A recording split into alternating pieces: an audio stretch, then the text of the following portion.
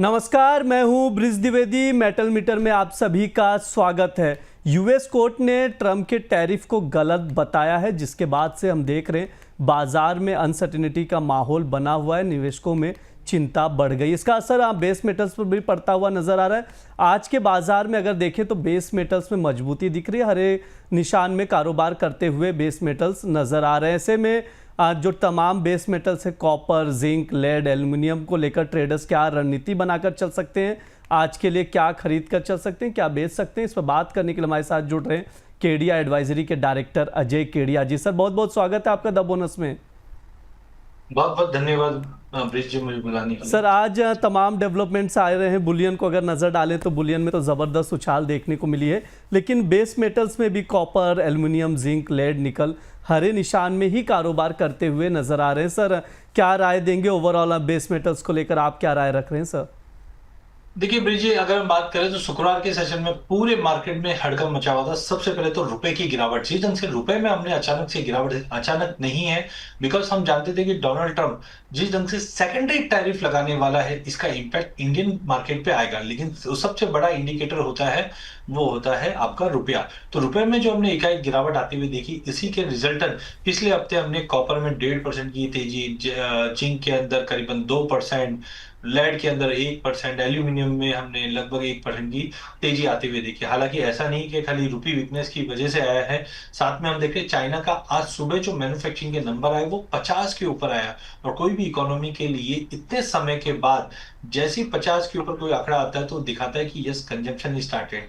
SOD की report meet है, जहां पे हम देखेंगे रशिया, इंडिया, चाइना मिलेंगे। और कहीं ना कहीं चाइना एक मेटल का बहुत बड़ा कंजम्पशन हब भी है। तो कहीं ना कहीं मुझे लगता है कि एक तरफ वेस्ट अलग निकलता जा रहा है और ईस्ट में हमने कंजम्पशन अगर बढ़ते हैं, उसका बेनिफिट हम देखेंगे कि चाइना को मिलेगा। और जब चाइना के नंबर्स अच्छे आएंगे तो बेस मेटल को अच्छा मिलेगा। तो एक तरफ डॉलर की गिरावट, रुपए की गिरावट, चाइना का डेटा सेट अच्छा आना, ये सारे फैक्टर्स है जिसकी वजह से बेस मेटल में अब तक रिकवरी देखी है।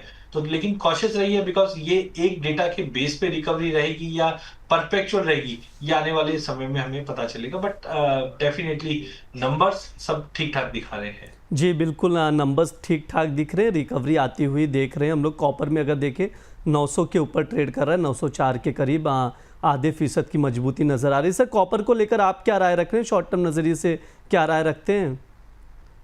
देखिए भाई, कॉपर अच्छी कमोडिटी है और जिस ढंग से इंडस्ट्रियल मेटल का एक हम बैरोमीटर बोल सकते हैं, इससे पता चलता है मार्केट का। लेकिन अभी जिस जंजर पे कॉपर खड़ा है वो बहुत ही क्रूशियल है, बिकॉज मल्टीपल ऑफ टाइम हमने देखा कि 903-4 तक का लेवल दिखाता है और फिर मार्केट क्रैश कर जाता है। बट अब ये देखना है कि अगले 2-5 दिन अगर मार्केट ये 900 के ऊपर अच्छे से होल्ड हो जाए तो मे बी पॉसिबल हम 918-20 तक का लेवल भी देखें, जिस ढंग से चांदी बढ़ी है, डॉलर में गिरावट है।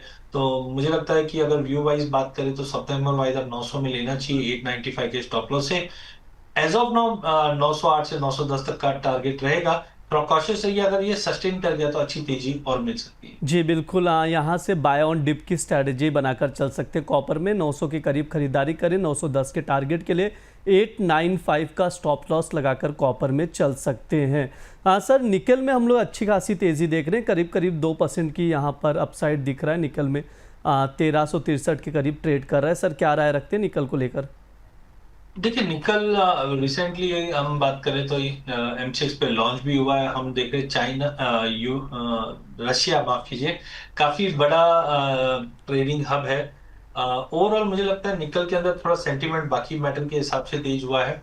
एल्यूमिनिया के प्राइजेस में भी हमने थोड़ी बहुत वापस एक सपोर्ट आता हुआ देख रहे हैं। साथ में हम देख रहे हैं कि कहीं ना कहीं इंप्रूवमेंट जो है वो दिखाई देगा डिमांड में। बट टू अर्ली टू से राइट नाउ, बिकॉज सभी मेटल में Q4 में हम देखते हैं विंटर्स की वजह से जो प्रोडक्शन कर्टलमेंट होता है वो एक बड़ा फैक्टर होता है जो तेजी दिखा सकता है। निकल में एज ऑफ नाउ कोई एक्स्ट्रा ऑर्डिनरी तेजी तो नहीं, बट मुझे लगता है 1340 1350 का जो जोन है वहां पे धीरे धीरे मार्केट बाइंग में रह जाएगा।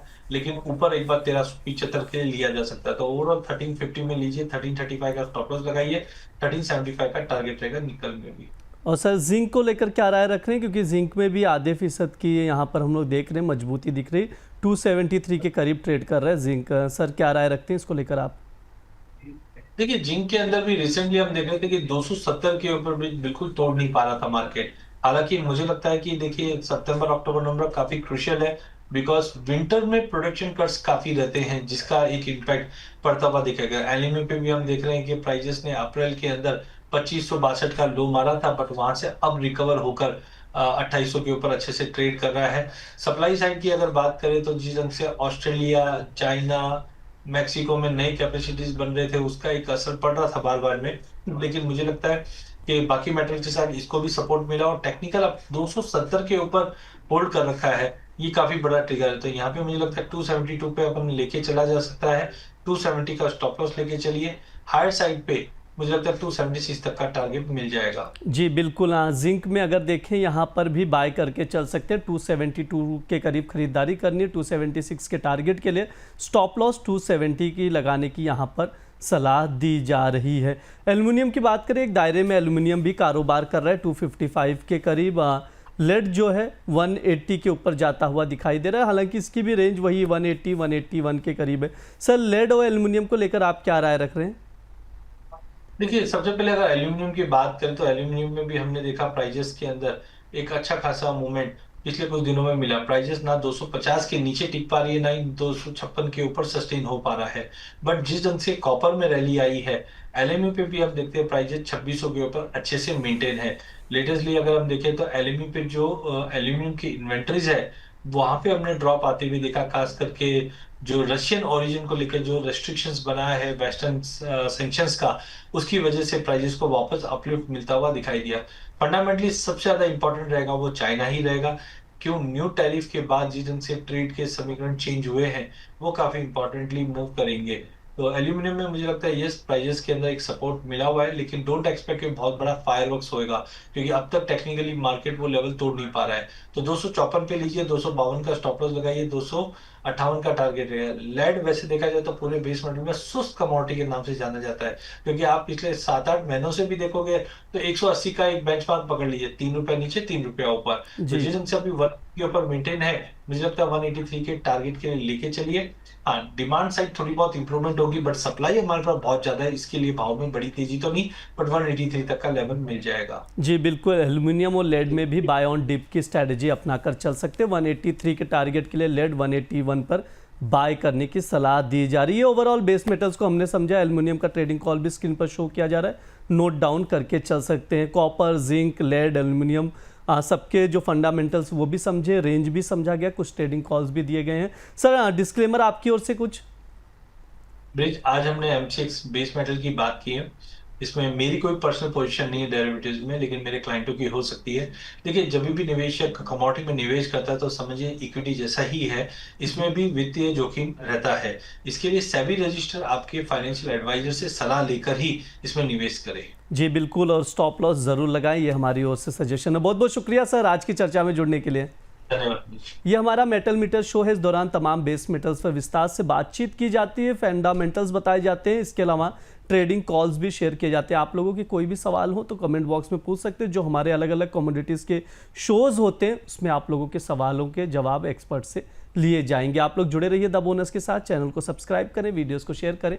धन्यवाद।